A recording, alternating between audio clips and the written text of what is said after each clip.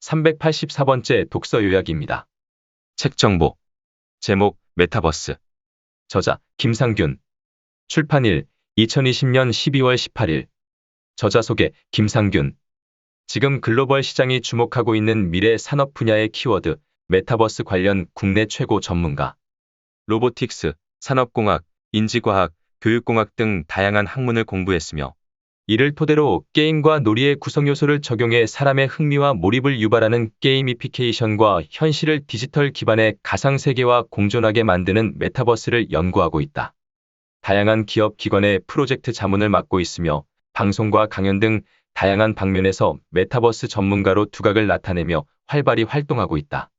경희대학교 경영대학원 교수, 게임문화재단 사회이사, 롯데정보통신 사회이사, CJ나눔재단 사회이사이다. 책에서 얻은 내용. IT 기술을 잘 모른다고 해도 누구나 IT 기술을 기반으로 세상이 아주 많이 변했다는 것을 느끼고 IT 서비스를 이용하며 살아간다. 컴퓨터, 인터넷, 스마트폰으로 이어지는 변화의 다음은 무엇일까? 엔비디아의 창립자 겸 CEO인 젠슨 황이 지난 10월 한 컨퍼런스 기조연설에서 이렇게 얘기한다.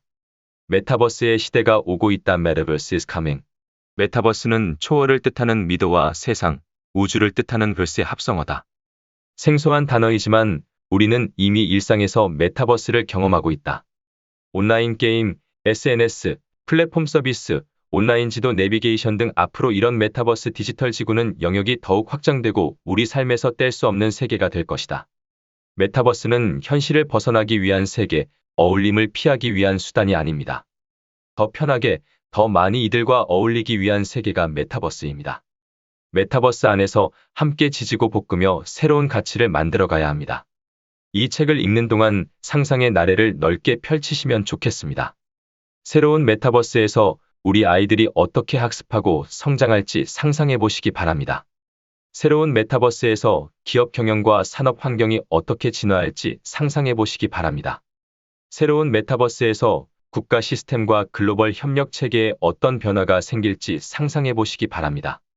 우리의 몸은 물질의 세상, 아날로그 지구에 있지만 우리의 생활은 점점 더 디지털 세상, 디지털 지구로 이동하고 있습니다. 스마트폰, 컴퓨터, 인터넷 등 디지털 미디어에 담긴 새로운 세상, 디지털화된 지구를 메타버스라 부릅니다. 메타버스는 초월, 가상을 의미하는 메타미더와 세계, 우주를 뜻하는 유니버스의 합성어입니다. 현실을 초월한 가상의 세계를 의미합니다. 메타버스, 디지털 지구를 주름잡는 기업들의 성장세는 오프라인 기반의 제조, 유통 기업을 넘어서고 있습니다. 메타버스는 세계 경제의 중심이 되어가고 있습니다. 메타버스라는 개념을 그저 먼 세상 이야기, 일부 디지털 마니아나 지세대들의 놀이터 정도로 여겨서는 안 될 이유가 여기에 있습니다. 내 개 디지털 지구로의 여행, 신나게 즐기시길 바랍니다. 조금 현기증이 나실 수 있으나 생소한 것을 처음 접할 때의 설렘 같은 자연스러운 현상이니 두려워 마시고 메타버스를 끝까지 여행하시기 바랍니다. 증강현실 콘텐츠를 경험해보면 마치 현실 공간을 배경으로 평행 우주 속 다른 지구에서 살아가는 것 같은 느낌이 듭니다. 게으른 뇌를 깨워내는 수단으로 등장한 게 증강현실입니다. 어차피 대부분의 정보는 버려지니 버려지지 않도록 정리, 요약된 정보를 눈에 띄게 만들어서 던져주는 방식입니다. 이런 증강현실 장치는 정보를 효율적으로 전달하는 것과 동시에 특정 상황에서 우리에게 강한 실제감을 전해줍니다. 스마트폰에 달린 여러 개의 고성능 렌즈가 하는 역할은 우리의 라이프로깅용 이미지 촬영입니다. 요컨대 현실의 나에서 보여주고 싶지 않은 나를 빼고 이상적인 나의 이미지를 조금 추가해서 즐기는 라이프로깅이 대세인 셈입니다. 이 책을 읽는 독자들은 서로 삶의 기록, 라이프로그 라이프학을 공유하고 응원하는 라이프로깅 메타버스 속 친구들을 여행의 동반자로 바라보면 좋겠습니다. 그래야 여러분이 그 메타버스 속에서 여행의 동반자들과 서로 더 편하게 지내며 더 행복해지기 때문입니다. 소셜미디어에 무언가를 올리면 타인이 내게 반응해 주리라는 기대감에 도파민이 분비되며 실제 타인이 내가 기대했던 반응을 보여주면 엔도르핀이 분비되면서 행복감을 느낍니다. 여기서 중요한 점이 있습니다. 우리가 이렇게 기록을 올리고 타인의 반응을 통해 행복해하는 순환 과정에는 끝이 없습니다. 인간의 보상기대 시스템에는 이제 충분해요. 라는 완전한 만족이 없기 때문입니다. 여러 메타버스에서 나타나는 서로 다른 나의 모습들을 다 합친 게 진정한 내 모습입니다. 강당에 모였을 때 수줍어했던 나, 오픈 채팅방에서 고민을 솔직하게 털어놓은 나, 유튜브 채팅창에 올라온 모르는 하구의 고민에 위로의 말을 건넨 나, 이 모두가 다 나입니다. 언택트 환경에서 줌 같은 화상회의 도구는 모두의 교실이 되었습니다. 온라인에 만들어진 교실 거울 세계는 우리가 오프라인에서 어떻게 학습했는지, 그런 방법의 문제는 없었는지를 돌아보게 했습니다. 모든 교육이 거울 세계에서만 이루어질 수는 없습니다. 우리는 현실에서 만나고 소통하며 배워야 합니다. 그러나 앞서 설명한 미네르바 스쿨의 경우처럼 미래 교육에서 비대면 원격 교육이 가진 효율성과 확장성은 교육 분야 전반에 넓게 퍼질 것입니다. 거울 서계에 어떤 교실을 꾸밀지, 그 교실이 현실 세계의 교실과 어떻게 연결될지 함께 고민해가면 좋겠습니다.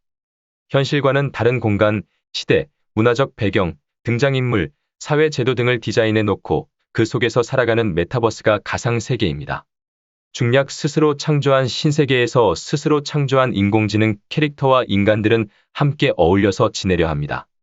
현실 세계의 삶도 복잡하고 해야 할 것들이 많은데 굳이 가상세계에까지 모여서 무엇을 할까요?